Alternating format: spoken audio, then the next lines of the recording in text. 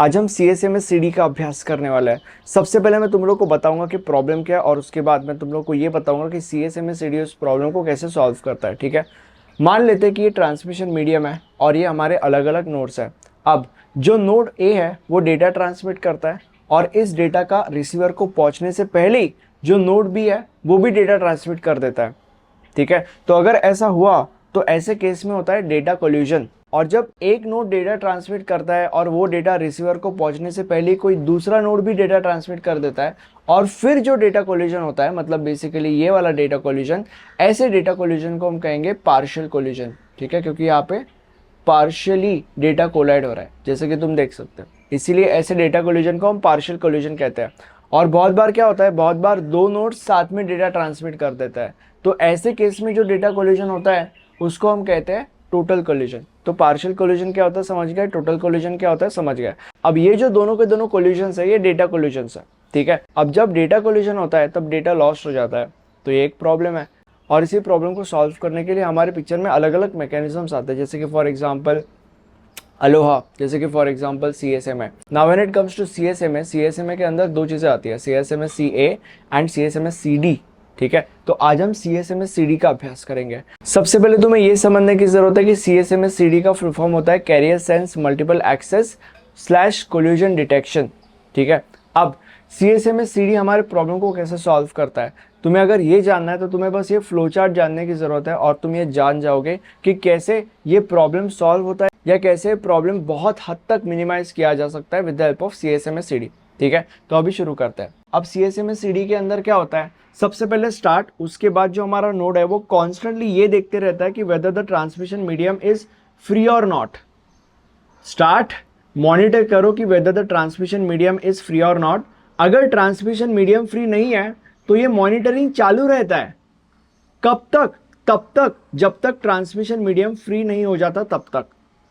जब transmission medium free होता है तब जो हमारा नोड है या जो उसको तुम ट्रांसमीटर भी कह सकते हो, तो जब ये ट्रांसमिशन मीडियम फ्री हो जाता है तब ये जो हमारा नोड है या जो हमारा ट्रांसमीटर है वो डेटा को सेंड कर देता है। अब डेटा सेंड करने के बाद हमारा नोड वहीं पे रुकता नहीं है। डेटा जब सेंड हो रहा होता है तब उसके दौरान ट्रांसमीटर हमेशा ये चेक करते रहता है कि वो कोई डेटा कोल्यूजन डिटेक्ट कर रहा है नहीं। अगर डेटा ट्रांसमिशन के दौरान कोई भी डेटा कोल्यूजन ट्रांसमिशन डिटेक्ट नहीं कर रहा या कोई भी दूसरा नोड डेटा ट्रांसमिट नहीं कर रहा, तो इस केस में जो हमारा पूरा का पूरा प्रोसेस है डेटा ट्रांसमिशन का वो सक्सेस माना जाता है और ये पूरा का पूरा प्रोसेस एंड हो जाता है। बट अगर ट्रांसमीटर कोई कोल्यूजन डिटेक्ट कर लेता है तो उस केस में वो जो डेटा सेंड कर रहा है उस डेटा को टर्मिनेट कर देता है and at the same time जितने भी बाकी के नोड्स है उन बाकी के नोड्स को जैम सिग्नल सेंड करता है। और ऐसा इसीलिए ताकि बाकी के नोड्स को भी पता चल सके कि भाई डेटा कोल्यूजन हुआ है। अब जैम सिग्नल मिलने के बाद नोड ये देखता है कि क्या मेरे पास और पॉसिबल अटेम्प्ट्स है। इसका मतलब क्या है मैं तुम लोग को बाद में बताऊंगा। ठीक है, अगर उसके पास अटेम्प्ट्स नहीं है तो उस केस में अगेन पूरा का पूरा प्रोसेस एंड हो जाता है। बट अगर उसके पास अटेम्प्ट्स है तो उस केस में वो बैक ऑफ करता है एंड देन अगेन स्टार्ट हो जाता है। अब ये बैक ऑफ क्या है और मोर अटेम्प्ट्स पॉसिबल, इसका मतलब क्या है वो मैं तुम लोग को बताता हूँ।